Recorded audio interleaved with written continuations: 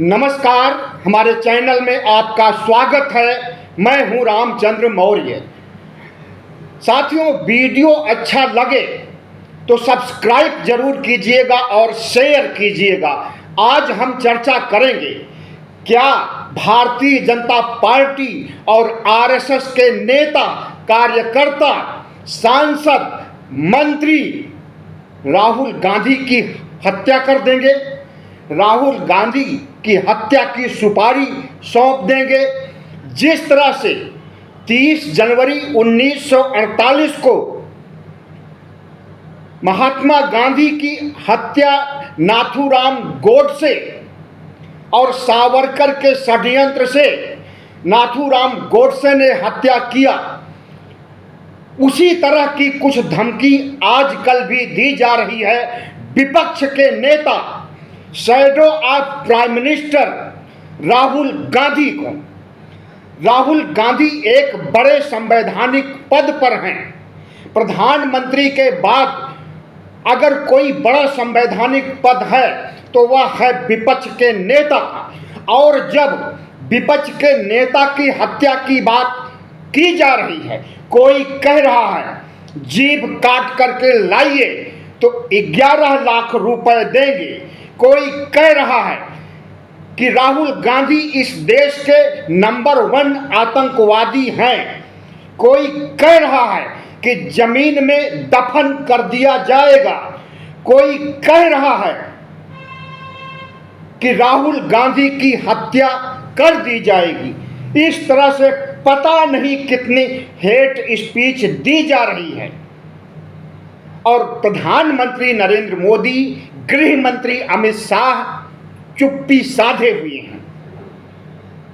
कांग्रेस प्रमुख मल्लिकार्जुन खड़गे ने बहुत सधी हुई सभ्य मर्यादित भाषा में प्रधानमंत्री को चिट्ठी लिखा और कहा कि नेता विपक्ष की रक्षा की जानी चाहिए, इनकी सिक्योरिटी बढ़ाई जानी चाहिए।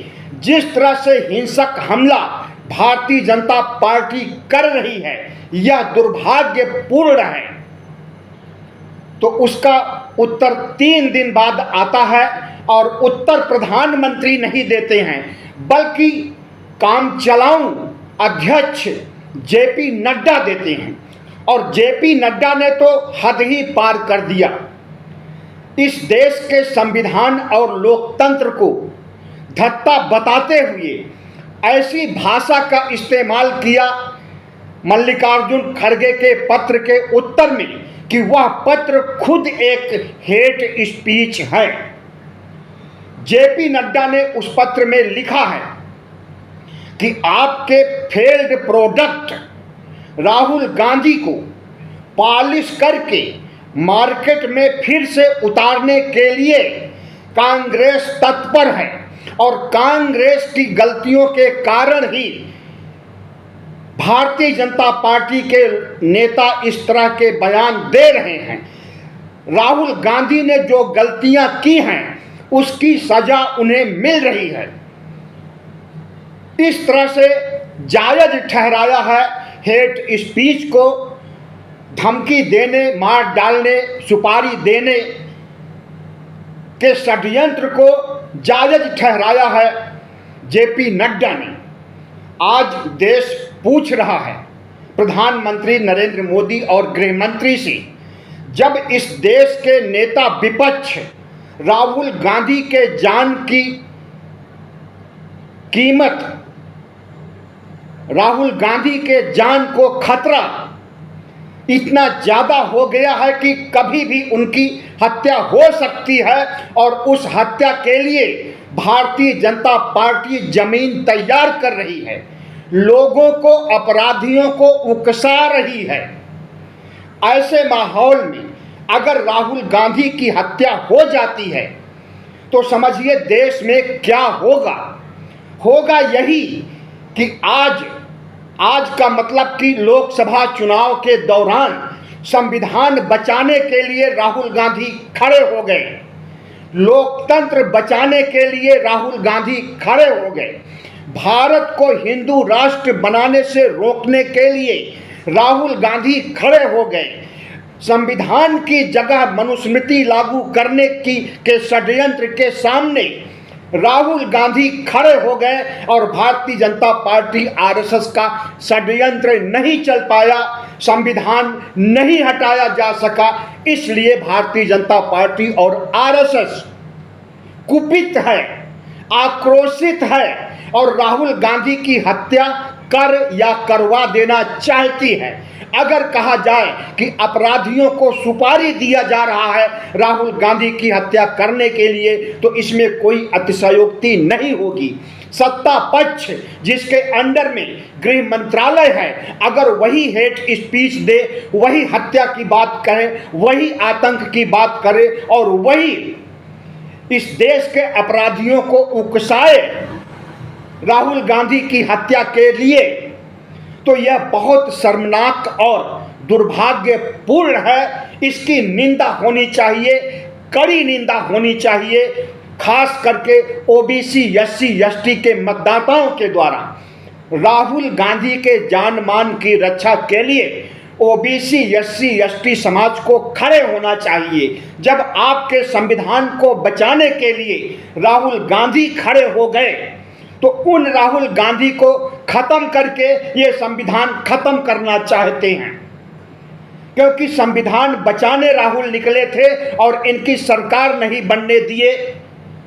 जो बहुमत से बना करती थी, बैसाखियों पर सरकार बनाने के लिए मजबूर हो गए।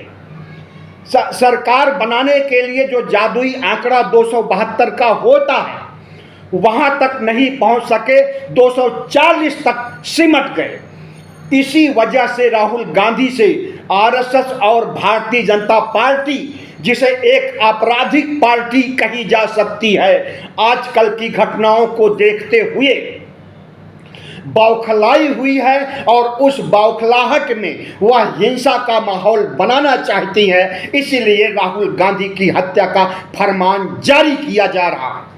एक पत्रकार ने गृह मंत्री अमित शाह से पूछा कि तमाम हत्या करने की बात कही जा रही है, राहुल गांधी को आतंकवादी कहा जा रहा है, उसकी बात पूरी भी नहीं होने पाई।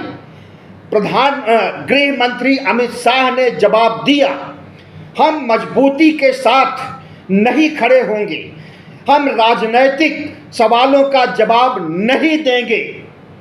और उन्होंने एक तरह से पत्रकार को धमकाते हुए उसका मुंह बंद कर दिया।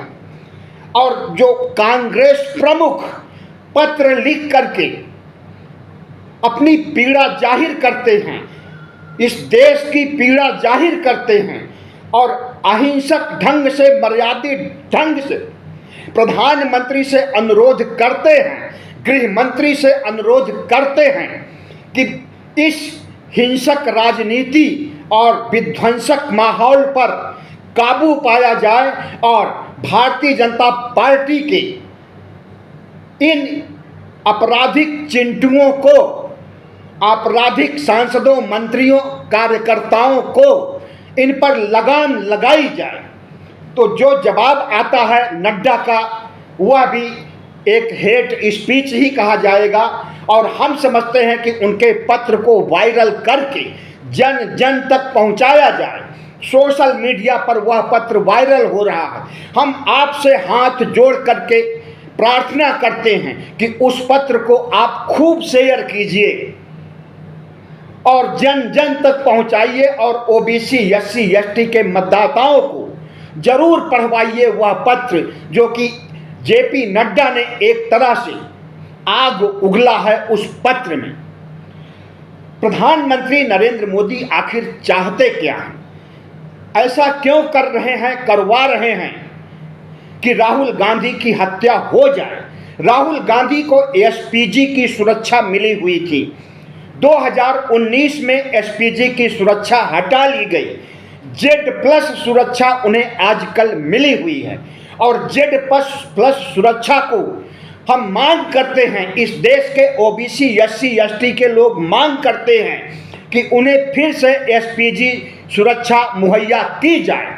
मोहन भागवत को Z+ सुरक्षा मिली थी, उनके जान का कोई खतरा नहीं है, लेकिन उनकी सुरक्षा को बढ़ा करके ASL यानी एडवांस कैटेगरी की सुरक्षा दी गई। शरद पवार को, जिनके जान का कोई खतरा नहीं था, उनकी सुरक्षा बढ़ाई गई। लेकिन राहुल गांधी के खिलाफ चौतरफा आग उगला जा रहा है।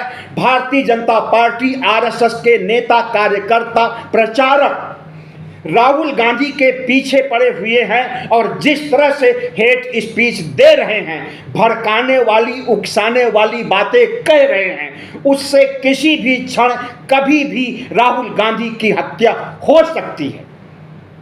विध्वंसक माहौल बनाया गया है आजकल राहुल के खिलाफ, कांग्रेस के खिलाफ, क्योंकि भारतीय जनता पार्टी को पता है कि 2024 के चुनाव में अच्छी सीटें ला करके, 100 सीटें ला करके नेता विपक्ष बन गए हैं और होने वाले मध्यावधि चुनाव में कहीं ऐसा ना हो कि राहुल गांधी प्रधानमंत्री बन जाएं। अभी वह शैडो ऑफ प्राइम मिनिस्टर हैं। कहीं ऐसा ना हो कि 2024 या 25 में जब भी कभी मध्यावधि चुनाव हो, तब तक राहुल गांधी का ग्राफ इतना ज़्यादा बढ़ जाए, उनका कद, उनकी लोकप्रियता इतनी ज़्यादा बढ़ जाए कि वो प्रधानमंत्री बन जाए। इसके लिए उनका चरित्र हनन, उन्हें गालियां, उन्हें मार डालने, उन्हें काट डालने, उनकी जीभ काटने की बातें कह करके लोगों के सामने खलनायक के रूप में, आतंकवादी के रूप में पेश किया जाए और इस देश की जनता राहुल गांधी से नफरत करने लगे। लेकिन भारतीय जनता पार्टी की यह गलत सोच है। अगर ऐसा सोच रहे हैं तो गलत सोच रहे हैं, या यूं कहें कि उल्टा सोच रहे हैं। राहुल गांधी के खिलाफ भारत जोड़ो यात्रा के बाद से भारतीय जनता पार्टी और IT सेल और RSS के प्रचारक, भारतीय जनता पार्टी के कार्यकर्ता, नेता, इनकी हेट स्पीच राहुल गांधी के खिलाफ बराबर रही है और राहुल गांधी को एक नकारा नेता के रूप में साबित करना चाहते थे। लेकिन ऐसा कुछ भी नहीं हो पाया और जब चुनाव हुआ तो राहुल गांधी विपक्ष के नेता बन बैठे और विपक्ष की नेता बनने की बात इनके गले नहीं उतर रही है कि कैसे पप्पू विपक्ष का नेता बन गया। और एक बात और बताएंगे आपको कि जितने भी सर्वे आ रहे हैं, सब में राहुल गांधी की लोकप्रियता, राहुल गांधी का कद नरेंद्र मोदी की अपेक्षा बढ़ता जा रहा है। हम ये नहीं कह रहे हैं कि इस समय राहुल गांधी का कद या लोकप्रियता नरेंद्र मोदी से ज़्यादा है, लेकिन निकट भविष्य में ऐसा होना है कि राहुल गांधी का कद और लोकप्रियता नरेंद्र मोदी से ज़्यादा हो जाएगी। लोकपोल, लोकनीति, CSDS ऐसे तमाम सर्वे सामने आए हैं जिसमें राहुल गांधी का कद बहुत तेजी से बढ़ रहा है और नरेंद्र मोदी का कद घट रहा है। इसी बात की चिंता RSS और भारतीय जनता पार्टी को है कि जितनी तेजी से राहुल गांधी का कद बढ़ रहा है, अगर इसी तरह से बढ़ेगा तो वह मध्यावधि चुनाव में प्रधानमंत्री बन सकता है। अगर मध्यावधि चुनाव नहीं हुआ तो 2029 तक राहुल गांधी प्रधानमंत्री बनने के लायक हो जाएगा। और प्रधानमंत्री बनने से रोकने के लिए राहुल के खिलाफ जिस तरह से आपराधिक बयान दिए जा रहे हैं, उसे देश देख और सुन रहा है। देश को बुरा भी लग रहा है, लेकिन क्या कर सकता है। OBC, SC, ST के मतदाता राहुल गांधी से खफा हैं। मैंने करीब 25 लोगों से मार्केट में, सब्जी मार्केट में बात किया, एक ने भी समर्थन नहीं किया भारतीय जनता पार्टी का कि भारतीय जनता पार्टी सही कर रही।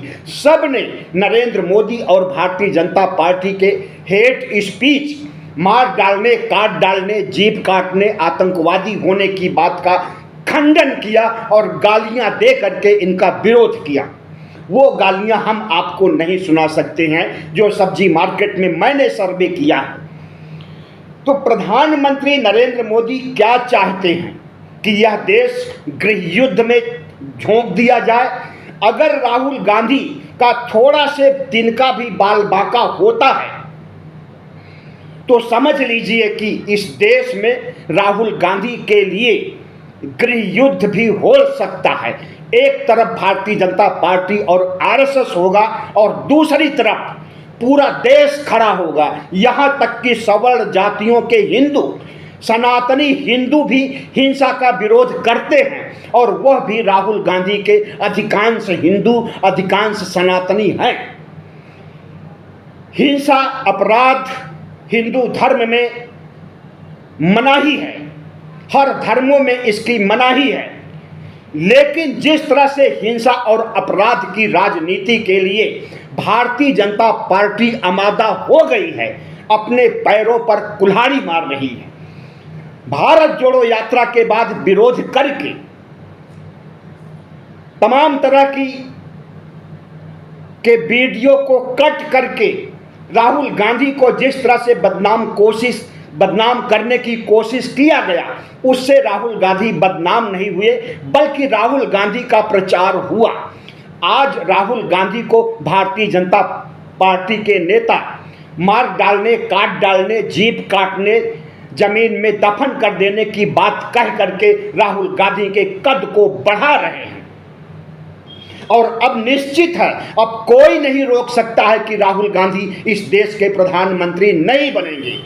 जिस तरह से लोकसभा चुनाव में संविधान के मुद्दे पर राहुल गांधी खड़े हुए और आज भी खड़े हैं, जिस तरह से राहुल गांधी ओबीसी हक अधिकार, ओबीसी की जनगणना की लकीर को बड़ी कर दिए हैं और उसकी वजह से आरएसएस और भारतीय जनता पार्टी आग बबूला है।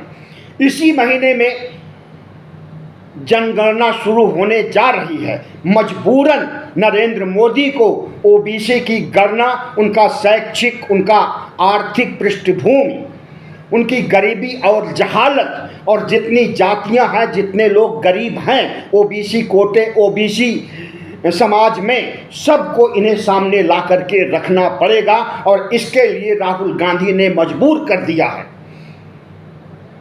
तो इसी वजह से और आरएसएस ने इसको मान भी लिया है कि हाँ ऐसा होना चाहिए, लेकिन इसका राजनीतिक फायदा नहीं उठाया जाना चाहिए। लेकिन राजनीतिक फायदा राहुल गांधी को मिलेगा। जिस तरह से संविधान बचाने के मुद्दे पर ओबीसी, एससी, एसटी के लोगों ने राहुल गांधी और इंडिया गठबंधन का साथ दिया है, उसी तरह से ओबीसी के सवाल पर भी पूरा ओबीसी, एससी, एसटी का कुनबा एक है।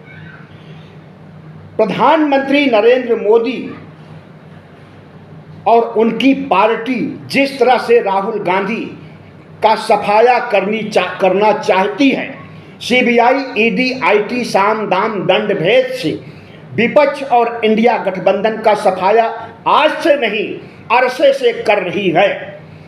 इसे पूरा देश ही नहीं पूरी दुनिया देख रही है और विपक्ष नेता राहुल गांधी की हत्या, कत्लेआम, जीभ काटने, मार डालने, आतंकवादी नंबर होने की बात सिर्फ भारत में नहीं, अंतर्राष्ट्रीय बेइज्जती भी नरेंद्र मोदी की हो रही।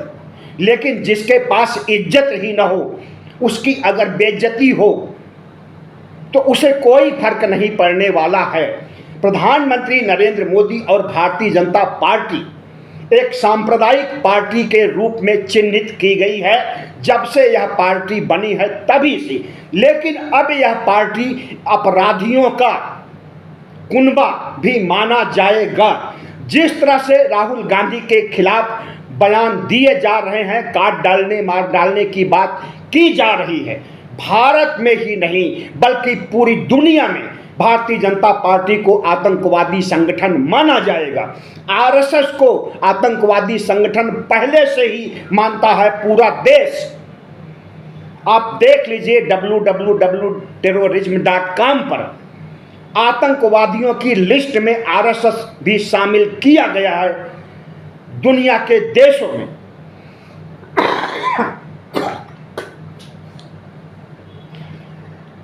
हम समझते हैं कि नरेंद्र मोदी को सद्बुद्धि आनी चाहिए, क्योंकि राहुल गांधी का विरोध करके उन्होंने उन्हें विपक्ष का नेता बना दिया है। शैडो ऑफ पीएम बना दिया है और जिस तरह से विरोध कर रहे हैं राहुल गांधी को प्रधानमंत्री बनने में देरी नहीं लगेगी, बस चुनाव आ भर जाए। जिस तरह से प्रधानमंत्री नरेंद्र मोदी और इनका कुनबा राहुल गांधी को का कत्लेआम करने, जीभ काटने की बात कह रहा है, अगर इसी तरह से विपक्ष का कोई नेता नरेंद्र मोदी के खिलाफ बयान दे दे तो उसके घर पर तुरंत बुलडोजर चल जाएगा और 24 घंटे के अंदर वह जेल के सीखचों के पीछे होगा और दूसरे दिन कोर्ट उन्हें न्यायिक हिरासत में भेज करके कई महीनों, कई सालों के लिए जेल में ठूंस देगी। लेकिन जो भारतीय जनता पार्टी के नेता काट डालने, मार डालने, जीभ काटने, आतंकवादी नंबर 1 आतंकवादी होने की बात कहे, उनके खिलाफ कोई भी कार्रवाई नहीं हुई है और होगी भी नहीं। जहां पर एफआईआर दर्ज किया गया है वहां पर कोई कार्रवाई नहीं की जा रही है। कहा जा रहा है कि 14 दिन तक हम कार्रवाई करेंगे। लेकिन अगर नरेंद्र मोदी के खिलाफ याद कीजिए, जिग्नेश मेवानी ने गुजरात में एक ट्वीट किया था और कहा था कि नरेंद्र मोदी गोडसे के पूजा करते हैं, नरेंद्र मोदी को माफ़ी मांगनी चाहिए। गुजरात कांड जो 2002 में हुआ था, जिसमें 2000 से ज़्यादा मुसलमान मारे गए थे, उसके लिए माफ़ी मांगनी चाहिए। उस जिग्नेश मेवानी के खिलाफ तुरंत कार्रवाई हुई और उसे जेल भेज दिया गया था। लेकिन आज उन्हीं प्रधानमंत्री नरेंद्र मोदी की सरकार खुद राहुल गांधी की हत्या करने और राहुल गांधी के खिलाफ सुपारी देने जैसी बात कर रही है और नेता, मंत्री, सांसद, विधायक, कार्यकर्ता सब के सब टूट पड़े हैं राहुल गांधी के ऊपर हमला करने के लिए। हमें लगता है कि अब इस देश में प्रधानमंत्री नरेंद्र मोदी पुतिन की तरह राज करना चाहेंगे। पुतिन ने क्या किया, धीरे धीरे पूरा विपक्ष को खत्म कर दिया और अब वह विपक्षहीन रसिया बना चुके हैं। वही पुतिन मॉडल यहाँ भी लागू करना चाहते हैं प्रधानमंत्री नरेंद्र मोदी और उसी पुतिन मॉडल के लिए विपक्ष के नेता को, राहुल गांधी को, इंडिया गठबंधन के नेताओं को खत्म करने का फरमान जारी कर रहे हैं। और खुदा न खास्ता अगर कुछ होता है राहुल गांधी को तो शायद उम्मीद नहीं होगी नरेंद्र मोदी, भारतीय जनता पार्टी और आरएसएस को कि इस देश में गृह युद्ध छिड़ जाएगा। और भारतीय जनता पार्टी और आरएसएस का सफाया कोई और नहीं, इस देश के 98 करोड़ मतदाता और 140 करोड़ देशवासी करेंगे। एक तरफ 140 करोड़ देशवासी होंगे और दूसरी तरफ इनका RSS gang, Bharatiya Janata party का गैंग और प्रधानमंत्री नरेंद्र मोदी और अमित शाह होंगे और ऐसी स्थिति में तख्ता पलट होने की भी संभावना बलवती हो जाती है। बहुत बहुत धन्यवाद। वीडियो अच्छा लगा हो तो ज़रूर शेयर कीजिएगा और हमारी आवाज़ दूर दूर तक पहुंचाइएगा और सब्सक्राइब भी कीजिएगा। धन्यवाद।